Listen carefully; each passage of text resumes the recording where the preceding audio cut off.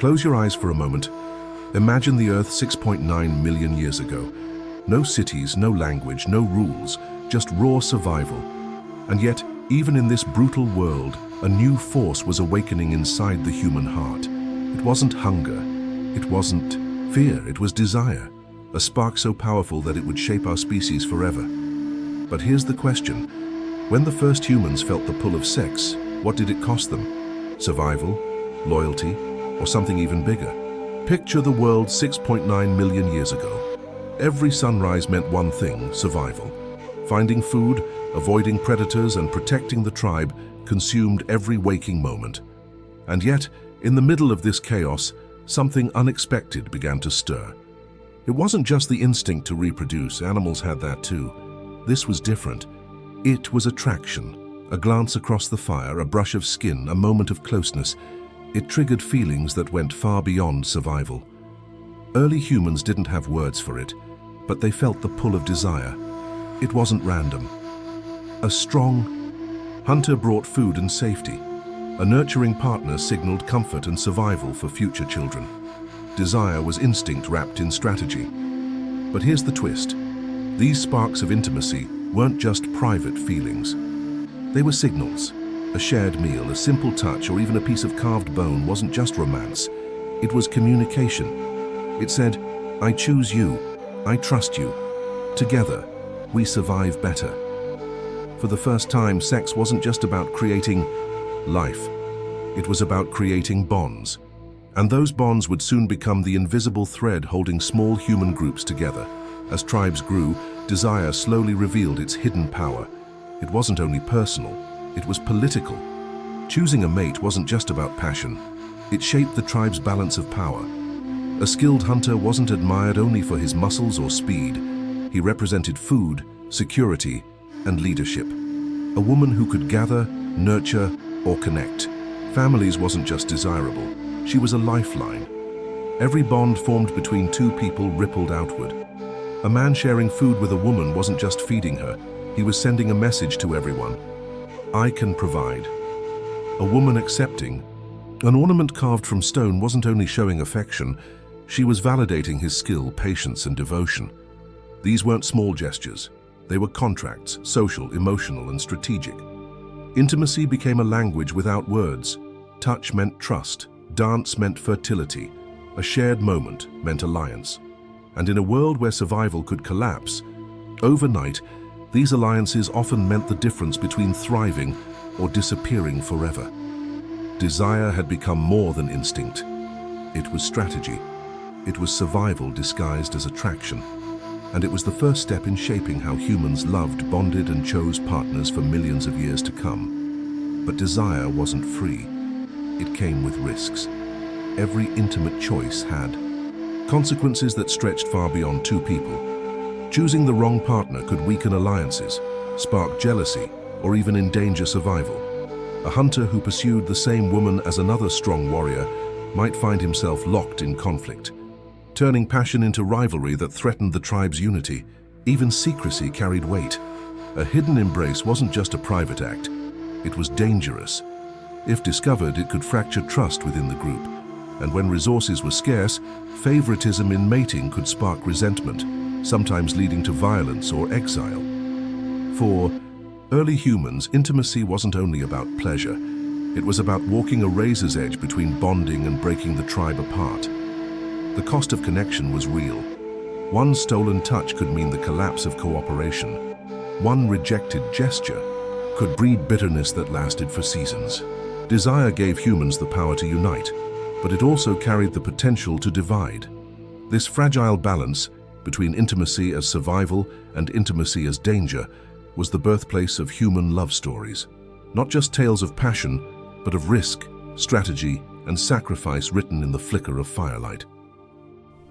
If you found this video thought-provoking, don't forget to hit the like button, subscribe, and turn on the bell icon so you never miss our deep dives. I'd love to hear your thoughts in the comments below. What stood out to you the most? Your support helps us bring you even more amazing stories and insights. Until next time, stay curious and keep exploring. By the time humans had learned to work in tribes, desire had become more than instinct. It was strategy. Every choice of partner carried meaning that went far beyond two bodies meeting in the dark. Attraction was tied to survival, to power, to the invisible politics of the tribe. A skilled hunter wasn't simply admired for his kills.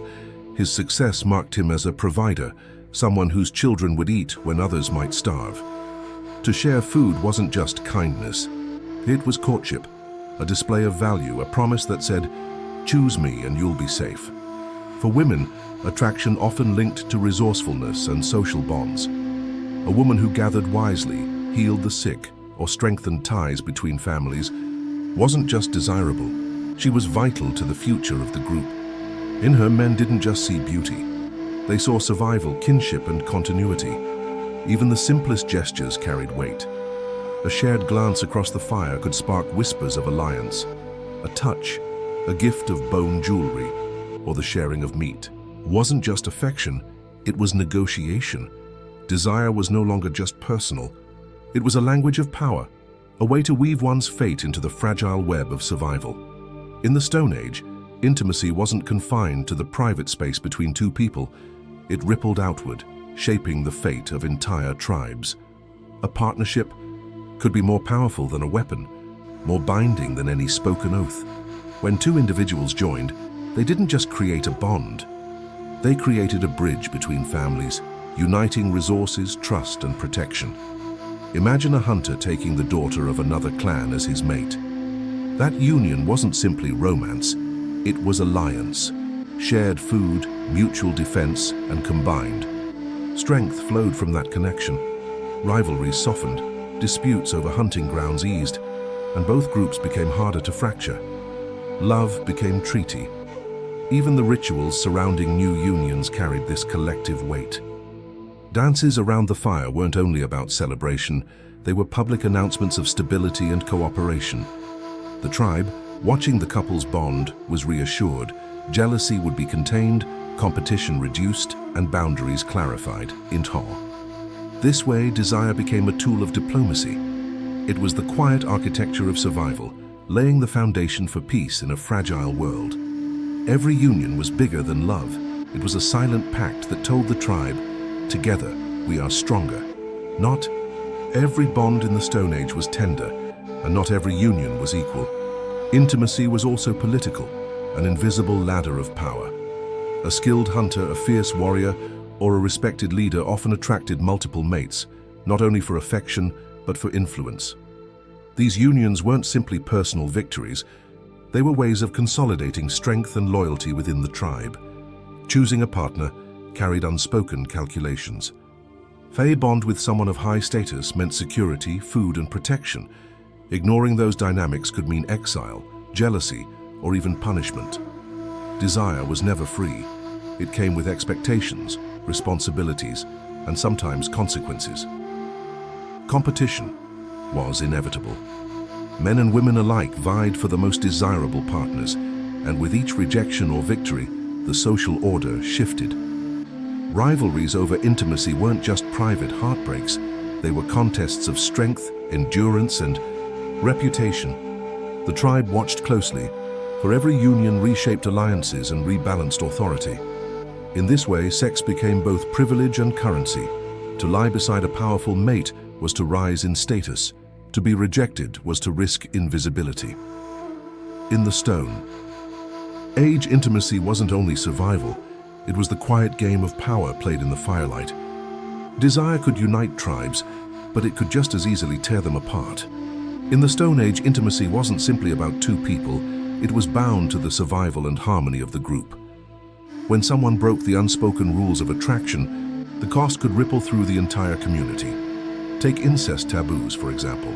Early humans may not have understood genetics, but they noticed patterns. Children born from close relatives were often weaker or sicklier. To protect the group, elders wrapped these dangers in spiritual warnings, declaring such unions cursed or forbidden. A single broken taboo could be blamed for failed hunts, sickness, or sudden storms. Desire wasn't just risky, it could be dangerous for everyone. Other rules were tied to survival rhythms. A shaman might forbid intimacy during a hunting season, fearing it would anger the spirits of the animals. To break that restriction wasn't only disobedience, it was betrayal of the tribe's fragile relationship with nature. For early humans, love and lust came with a price tag. Crossing invisible boundaries didn't just risk personal shame, it could doom an entire tribe. Desire wasn't free. It was always weighed against survival, belief, and fear. In every tribe, there were figures who stood between the human world and the spirit world, the shamans and elders. They weren't just healers or storytellers, they were the guardians of desire, deciding when passion was safe and when it was dangerous. To them, sex wasn't just physical, it was spiritual energy, something that could either bless the tribe with fertility or curse it with misfortune. A shaman might declare that couples should only come together during certain moon phases, believing the cycles of nature amplified fertility. Or they might forbid intimacy before a major hunt, warning that distracted hunters would offend the spirits of the animals. The word of these leaders wasn't questioned, it was law. To defy them was to risk the wrath of both the spirits and the tribe. Rituals often reinforced these restrictions. Bone charms carved as protective symbols, dances performed to align human desire with nature's balance, or sacrifices offered to appease unseen forces. Through these ceremonies, attraction was controlled, shaped, and monitored. Desire became a tool of survival, but only when managed by those trusted to keep the tribe safe. The shaman's word decided whether intimacy was a blessing or a curse. But even with all the rules, rituals, and restrictions, desire couldn't be erased. Lovers still found ways to steal moments in the shadows, secret glances across the fire, a brush of hands during the hunt, or stolen meetings in caves. These moments were more than romance, they were rebellion. A forbidden touch wasn't just risky emotionally, it carried the weight of spiritual danger, the threat of punishment from both tribe and spirits. Every embrace in secrecy held double, meaning passion on one side, fear on the other. If a storm suddenly struck or the hunt failed, whispers spread, someone must have broken a taboo. Fear turned intimacy into something fragile, always shadowed by consequence. Yet superstition gave desire strange power too. Their carved bone charm might be believed to spark fertility. A cave wall painted with hands could transform into a sacred union site. Even acts of grooming, braiding hair, painting bodies with pigments, or dancing in rhythm became spiritual bonds of trust. In the end, intimacy was never just about love. It was tied to fear, ritual, and survival. To want someone in the Stone Age was to risk everything. But maybe that's what made desire so powerful, so unforgettable.